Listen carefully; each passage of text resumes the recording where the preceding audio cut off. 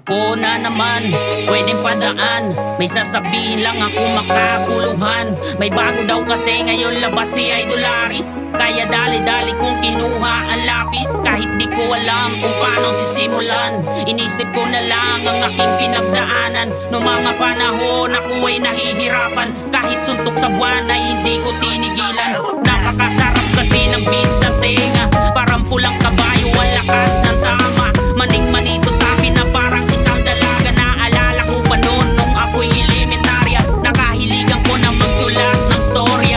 Laging sinusulit pag ako'y gumagawa. Mga walang bilib sa akin ay napapatulala. Inaral lang mabuti, pinasa ang pagsusulit. Hawakan mo ang lapis at pangarap ko'y iguhit. Malayo pa ang biyahe, huwag kang magmamadali.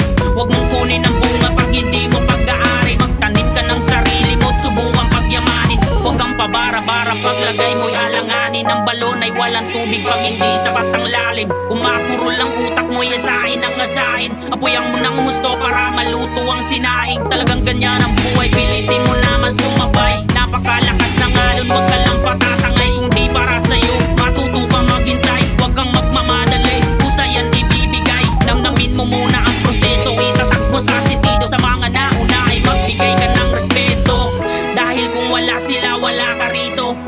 Dahil kung wala sila, wala ka rito. Tuloy pa rin ang biyahe, abante ng abante. Kung gusto mo ng swerte ay umapa ka sa tahe. Magtiwala sa sariling, lahat ay makakaya. Huwag mong pansinin ang paninira ng iba. Parte yan ng buhay, pampaganda ng istorya. Ituloy mo pa rin kahit parang huli na. Patunayan sa sariling iba ka sa kanila. Ikaw ang kapitan sa sarili mong bangka.